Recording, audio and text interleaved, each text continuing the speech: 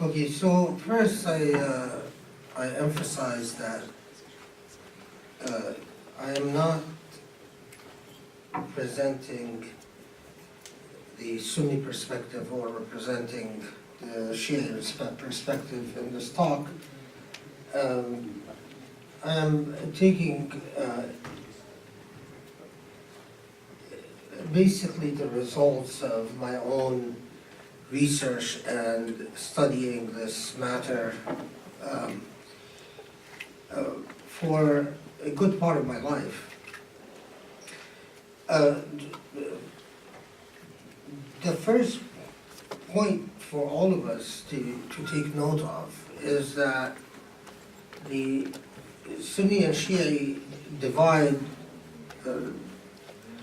has ebbed and flowed in its significance throughout Islamic history.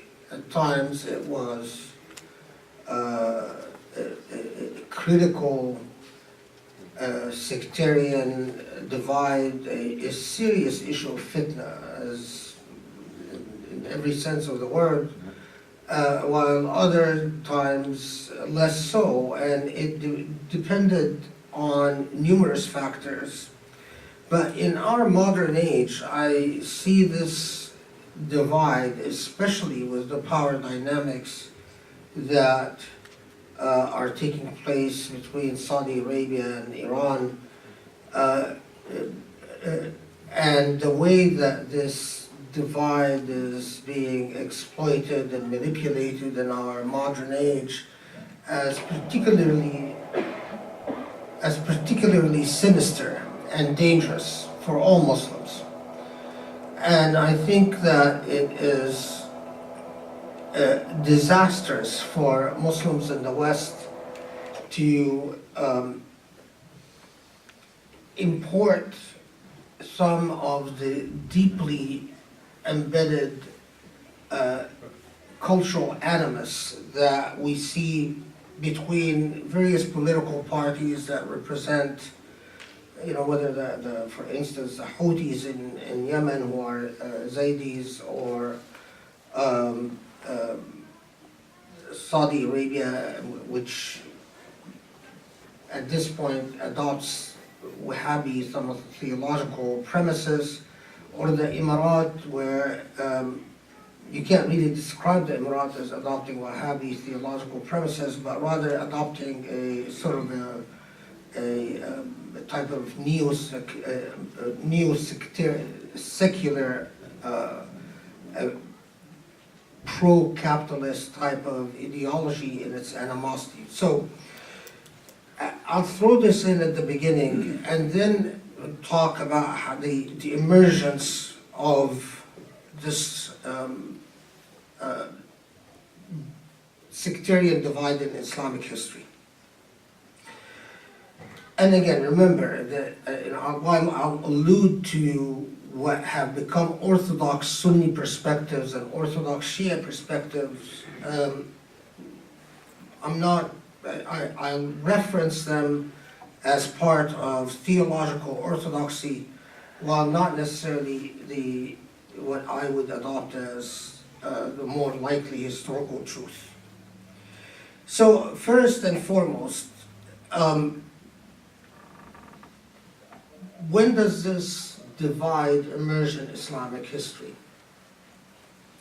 And the answer is, it's not quite clear when Sunnis became Sunnis and when Shi'is became Shi'is. It is clear that they defined themselves in relation to one another. And it is also clear that by the 3rd Islamic century, so that's the 9th century, by the time that we have the 12th Imam, in Shia belief, the occulted Imam among the Jafaris, that there is a clear theological, institutional divide between what by then have become Sunni Muslims and what identified themselves as Shi'at Ali or at that time were often referred to as the Alawiyin, or basically the party of Ali. Now, was that divide from a historical perspective existing before the first 300 years? Not likely. There was clearly a dynamic that has powerfully split the Ummah over a not just a political issue, but a moral issue, which I'm going to talk about in a second. But a moral slash or ethical slash political dispute is different than the development of an entire theological institutional divide, which takes hundreds of years before, I mean, at least the first couple hundred years to develop and to become a staple in the way that Islam defines itself today and sees itself, or the way Muslims see Islam and represent Islam in their own actions and beliefs. Okay, so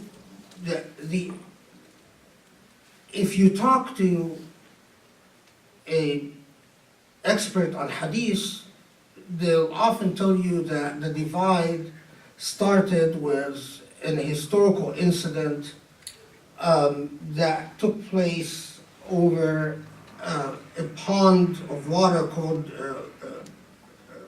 Khum, or the famous incidents of Ghadir Khum, where reportedly the Prophet ﷺ designates Ali as his heir, tells Ali that once I die, you will take my place as the leader of the Muslim Ummah. This is more theology than history. Whether in fact the incident of Ghadir Khum took place and what was said is highly speculative. So what was, from my perspective at least, the real issue that divided, that eventually gave birth to the Sunni-Shia divide? And it's, subhanAllah, that it's one of the most remarkable points in history. If you believe history to be deliberate, and that Allah manages history so that we can learn from it by reflecting upon it, I think it was one of the most powerful moral lessons for early Muslims and for all Muslim generations to follow, and that is fundamentally what to do about the corrupting power of politics, and what to do about injustice when injustice could cost you your life. So if it wasn't the Ghadir Khum or a purported historical incident where the Prophet ﷺ stops near a water hole and tells Ali, you are my wali, you are my successor. So what was the dispute about? Well, most Muslims will know that the dispute had to do with the succession of the Prophet ﷺ. And I think any historian by now will agree that after the Prophet ﷺ dies, there is a meeting where the Ansar, during the procession where the Prophet is being prepared for burial, the Ansar, which is, as I'm sure you remember, Medina, after the Muslims left Mecca to Medina, Medina became separated into two parties, the natives, the Ansar, and the immigrants, the Muhajirun. And after the Prophet ﷺ expended a great deal of moral and sagacious effort assimilating and integrating and reconciling the hearts of the natives to the immigrants. The Ansar and the Muhajirun, by teaching them not just but a lesson that we need in the modern age, how do you get the natives in a country to assimilate and integrate and internalize a migrant community. Now, after the death of the Prophet, there is a critical moment in Islamic history where the question becomes, well, does the nativist movement in Medina resurface? Does Medina, now that the Prophet Muhammad is dead, does Medina split off and break off with its own leadership? Do Muslims, like we have today in the modern age, every tribe, every geographic area adopt its own leader and cooperate with one another through separate leadership, or do Muslims continue to be under an obligation to have a single leader for the Ummah? And this issue was controversial at the beginning of Islam, and today, of course, I don't need to tell you much about the way it is. Muslims have splintered into ethnic and cultural and so on. But it was a very critical, poignant issue. And the Ansar met shortly after the death of the Prophet with a very strong political movement arguing that now that the Prophet ﷺ passed away, that the Ansar should elect their own ruler, and the immigrants who now had Mecca as a Muslim city-state, that the immigrants could either go to Mecca or stay in Medina as welcome guests, but nevertheless Medina would be ruled by its own Khalifa or its own Imam. There was even a proposal that Medina should be ruled by a king, that it should have a Malik. And Abu Ubaidah ibn Jarrah takes wind of this meeting and sees it as extremely dangerous, alerts Umar and Abu Bakr that this nativist movement is meeting and discussing the possibility of effectively splitting the Muslim Ummah from the very beginning. And Umar, Abu Bakr, Abu Ubaidah al-Jarrah go to the meeting, and effectively what all the reports say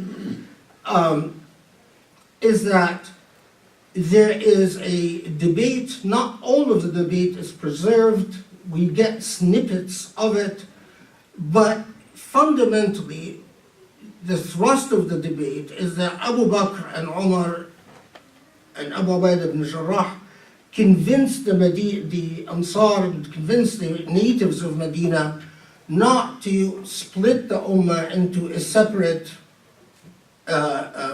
political entity, and in fact nominate Abu Bakr to the Khilafah, and Abu Bakr becomes the first Khalifa. Now, modern Muslims, or Muslims even centuries later, often think that the divide between the Sunni and the Shi'a emerged when Ali's claims to the Khilafah or entitlement to the Khilafah, depending on what you believe, whether he was in fact designated by the Prophet ﷺ as his successor or not, was ignored. I can tell you that, in my view, and this is again neither Sunni nor Shia, but in my view, that's more schismatics and theology than the history. The real divide, the real separation, because I think the evidence, the historical record, that even if Ali was not happy with the way that the fact that the Ansar and Umar and Abu Ubaidah ibn Jarrah chose Abu Bakr as the Khalifa, the historical evidence that he gave his own bay'ah, whether right away or a short while later, is quite strong. Some Shia sources insist that Ali never gave his bay'ah, but and same for his wife Fatima, the Prophet's daughter. But I think the historical evidence for that is much weaker. And I think the real separation, the real divide, is not again, from a historical perspective, is not the issue of succession immediately. I'll give you a little bit of history so we're all on the same page before I talk about what I think was the point of rupture, if you will. If you will remember, the Prophet dies, Abu Bakr becomes the Khalifa. After Abu Bakr there is Umar, and after Umar there is Uthman, and after Uthman Ali becomes the Khalifa. During Ali's Khilafah, there is effectively a rebellion by Muawiyah, and eventually an arbitration or a resolution of sorts between Ali and Muawiyah is reached. But Imam Ali is assassinated by a member of the Khawarij who is not happy about his negotiating with Muawiyah. This is just quick 101 history, so we're all on the same page. Now, after the assassination of Imam Ali, automatically the claim to Khilafah goes to his son Hassan. Am I going too fast for you? No, that's very good. Good. So after Imam Ali, then it goes to his son Hassan. Imam Hassan was unfortunately modern Muslims, largely because of the influence of the Wahhabi movement, in my humble opinion, don't learn a great deal about the extremely nuanced and ethical thought of Imam Hassan. Imam Hassan makes a decision that Muslims have not sufficiently studied, and that is, rather than fight Muawiyah for power, he reached a settlement with Muawiyah, per which there are several conditions to the settlement, but the most important of which is that, one, there had emerged already in Syria at this early point of Islam a tendency among the supporters of Muawiyah to demonize Imam Ali and to even require that during Jum'ah that he be cursed. Imam Hassan tells Muawiyah that as a condition for our settlement that this practice has to stop. It's a practice that will resonate through history, because what it did was that a lot of Muslim jurists, or emerging Muslim jurists, refused to engage in the cursing of Imam Ali, and as a result withdrew from politics and withdrew from public life. But Imam Hassan then makes an agreement with Muawiyah that I will focus on teaching, basically focus on being a scholar. I will focus on teaching, and I will focus on dawah, educating the Muslim public. I will drop my claims to power, but Muawiyah, when you die, you cannot give power to your son, because power in Islam is not a matter of mulk. It's not a matter of a king giving it to his son.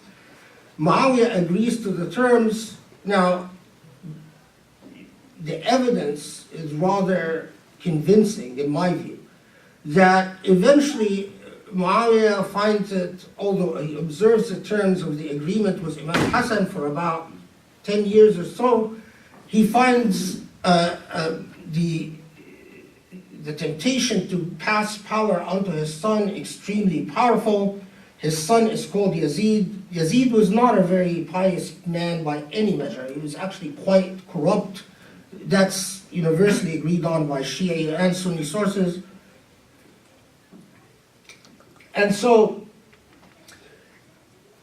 and again, there's plenty of evidence that Imam Hassan was poisoned by his wife, and sufficient evidence to suggest that she did the act on behalf of political authorities, Umayyad authorities.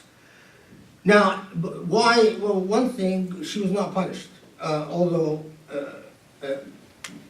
some historians say, well, because although she was suspected of poisoning Imam Hassan, the punishment, the crime could not be proven. You could talk a lot about that. But anyway, her name was Jada bint al-Ashas, and Jada bint al-Ashas poisons her husband, Imam Hassan. Probably the Umayyads were behind it, but now that Imam Hassan dies, we come back to the issue of who's going to take power. Well, at this point, Muawiyah announces that it's going to be Yazid, his son, that will take power. The problem with Yazid is he's a drunkard, a womanizer, a buffoon in so many ways. And Hassan's brother, Imam Hussein, who is the Prophet's grandson, the younger, the Ali's son, Ali, the progeny from Ali and Fatima, argues that by now allowing power, by Muawiyah picking his son to rule, rather than abiding by the terms of the agreement with Hassan, that after Hassan's death, that there would be, the Ummah would choose its ruler, rather than have the ruler being decided by the political elite. Hussein is scandalized by this, and is scandalized by the fact that Yazid, in particular, would rule over the Ummah. Now, what you have to understand is that everyone, whether Sunni or Shia, agrees that at this point in history, political sympathies with Ahlul Bayt, with the grandsons of the Prophet ﷺ, the children of Ali and Fatima, is enormous. While the political elite is, the Meccan aristocracy, the same aristocracy that persecuted the Prophet in Mecca, is now the rulers of the first dynasty of Islam. While the Meccan aristocracy is in power, the Ummah itself, in its various theological institutions, in its day-to-day operations, is widely sympathetic to Ahlul Bayt. And the real question is whether you get involved in the political dispute, in an act of rebellion against the Umayyad Meccan aristocracy in power, or you let them rule and do what teach Sharia, focus on the development of the Ummah, leaving politics to the side. Anyway, Imam Hussein makes, with his supporters, make the decision that, no, if the head is corrupt, the body will be corrupt as well, and decides that Yazid cannot be in power without being challenged. This leads to probably the most traumatic and scarring event in early Islamic history, the Battle of Karbala. And it's extremely traumatic because of the slaughter of Ahlul Bayt. I mean, even in Sunni sources, when it's reported on with a monumental amount of agony and pain. And any Islamic source, Shi'a or Sunni, that you read on it, it is just shocking that those in political power deemed it fit to slaughter 70 plus, 72 or 74, or depending on the source you read, or 75, members of the household of Muhammad and their supporters. And especially Imam Hussein, who was a charismatic, vibrant teacher with a lot of the figures that surrounded him.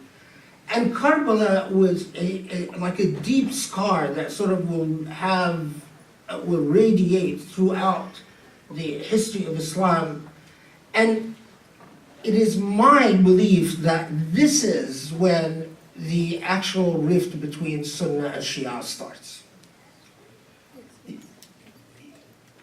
Now, because it was so shocking to the senses, the question then emerges immediately.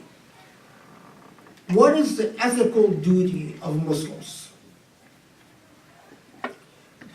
Is it, option one is to say, this was a horrendous massacre, a profoundly disturbing event. What we learn from it is that politics is corrupting. Those who play with power are playing with fire, and so we withdraw from political life and dedicate ourselves to what effectively was scholarly activities, studying the Sharia, studying the Hadith, studying the Quran, developing the Awqaf and the seminaries and the network of charitable trusts that was so key in the Islamic civilization? Or do we insist that unless you take an ethical position about what is right or wrong and support and commit yourself to overthrowing the unethical leaders of the community, then you're effectively betraying your ummah. Now, this is a question that will confront Muslims, by the way, time and again, whether the Mongols come to power, and the Mongols were known for their remarkable corruption. They converted to Islam, and so tons of Muslims centuries later will think about whether they must commit themselves to an agenda of rebellion. And you remember, when you commit yourself to an agenda of rebellion, you'll live a miserable life because political power goes after you. It will persecute you, it will confiscate your property, it will imprison your children. It's a tough life. By the way, this issue will also confront Muslims later on with colonialism. It will confront Muslims after colonialism was many authoritarian governments. What do you do when you make the type of ethical decision that could mean living a persecuted life, or you develop an accommodation with power that allows you space to do good, but ultimately, you know, you're not taking a stand on that involves speaking truth to power. Now, we use this term a lot in the modern age, but you can imagine the type of commitment it would take those who would dedicate themselves to an agenda of telling what they believed were unjust rulers, and were in fact unjust rulers, that you're unjust and that you don't represent Islam in what you do. Now, what is quite fascinating after the killing of Imam Hussein and his supporters in Karbala is, regardless of the very high stakes to supporting, and it became the supporters of Imam Ali became somewhat of a symbolic issue in early Islamic centuries. The rebellion, those who called themselves the Alawiyin and who joined the faction of Imam Ali, and it wasn't one faction, it was various permutations of dissenters, were consistently challenging, defying Umayyad practices of injustice and meritocracy.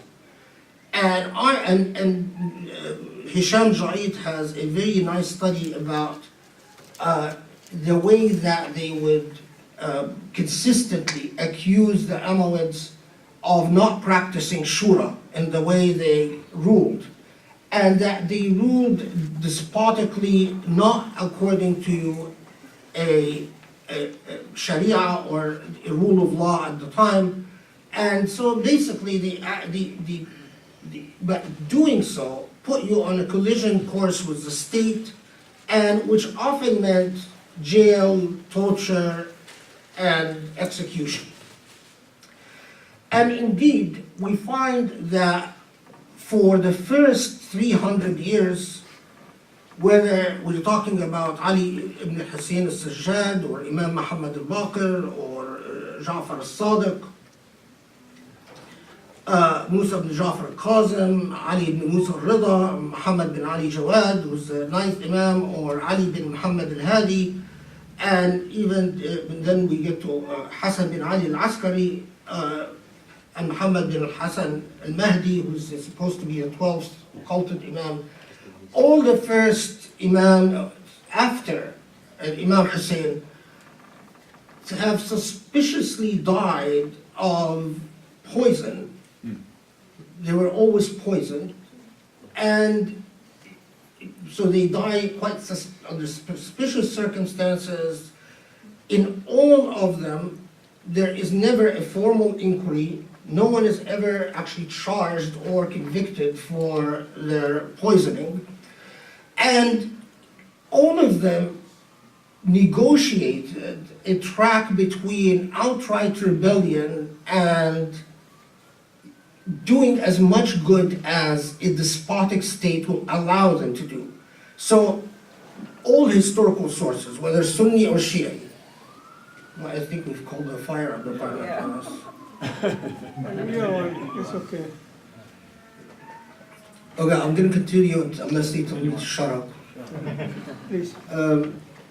Okay, so try to picture this, because there's a lot of information and that it would take us a long time to present, but each of those first 10 or these 10 imams that are historically exist after Imam Hussein, each one of them attempts to negotiate power to the extent, to the best of their ability, between defying power by saying, we don't endorse your injustices, we don't endorse your despotism, allowing the state with each of them puts very severe restrictions. Some of them the state arrests and even tortures, but most of them the state limits their activity, in other words, orders them to some type of,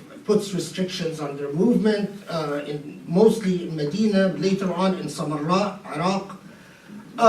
But effectively what they spend their life doing is teaching and educating, but at the same time opposing and the state's injustice and corruption. And because of their steadfast piety and vocal involvement against despotism, each one of them, eventually the state decides that they're too costly to keep alive, and eventually the state poisons them. Now, the state could not, with each of them, afford to publicly execute them, but the state would, and I encourage you to read the stories about each of these imams, because they're fascinating. It's fascinating, their lives are remarkably educational. The way the state would come down on them and try to limit them, and they would defy the state and back and forth until the state eventually says, that's it, do away with them. Now, here's the critical thing. When you have, there is no question whether between Sunni sources or Shia sources that each of the Ahlul Bayt, the descendants of Hussein and Fatima or Imam Hassan, that it is no question that Ahlul Bayt were exemplary in their ethics and in their piety. Sunni or Shia sources, they agree on this. There's no question also that they were extremely popular during the Umayyad dynasty and during the Abbasid dynasty. That is not in contention either.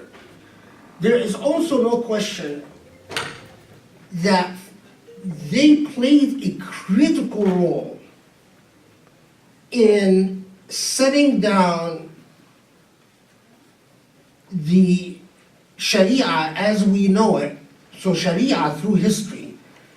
Ja'far al-Sadiq did not just educate what eventually would become the Shia. Ja'far al-Sadiq was also the teacher of Imam al-Shafi'i and Abu Hanifa, and so in other words, their impact on what we know as Islamic law and ethics is unmistakable. But the fact that each one of them lives a dramatically, powerfully tragic life left its emotional impact on the Muslim Ummah, and to sum it up in three main orientations.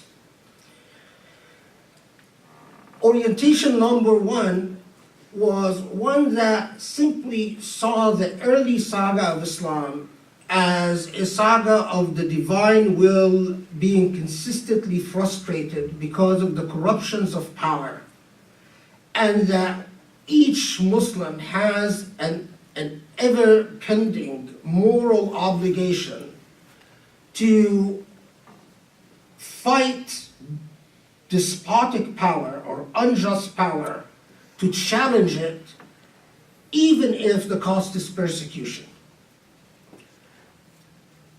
The second orientation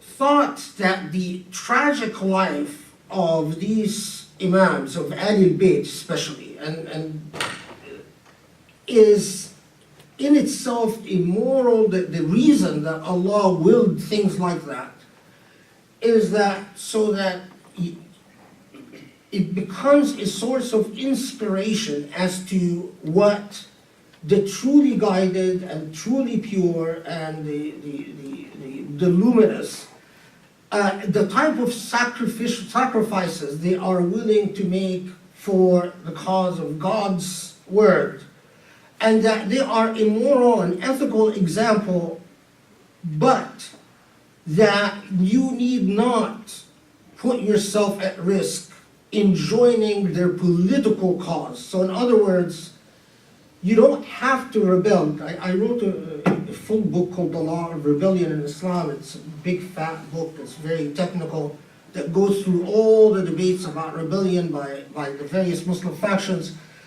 Do you have an obligation to rebel and place yourself in danger, or don't you? The irony is, by the time we hit the 4th century, that was the critical issue that will give birth to what will become the Shi'a and the Sunni. The faction number one say, rebellion is a moral obligation. You can't just sit and create a space for your life without clearly recognizing your obligation to overthrow the unjust. Faction number two basically said, power is literally a form of casting yourself onto ruin, that you don't have an obligation to challenge power when power will crush you, and that instead your obligation is to do as much good as you can. And so this is why, well, eventually will become the Sunnah. There's a great deal of sympathy for the Ahlul Bayt and their tragic lives. Modern Muslims don't know this, but the early classical sources are replete with various doctrine that comes from the first 12 Imams and their followers. The third group, which will have its own impact in the modern age more than in the classical age, basically de-emphasized the ethical example and saw a moral obligation to obey whoever is in power, because if they are in power, then Allah put them there, even if they're unjust. And this becomes a very strong doctrine in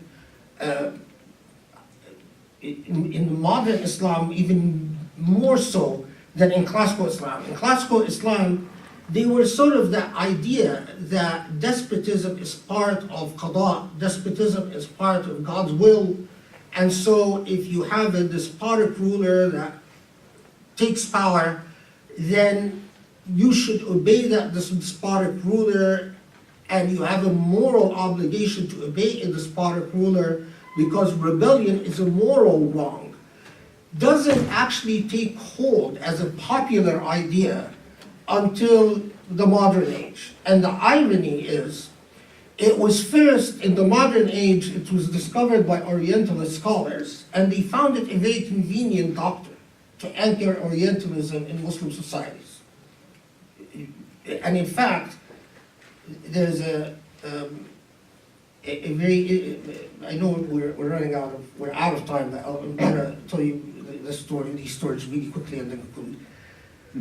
Napoleon himself, when he first invaded Egypt, this is sort of the early entry of colonialism, he brings a group of Arabists, Orientalists, to study the Muslim tradition, and they discover these hadiths at the time that the Shuyukh of Azhar did not teach.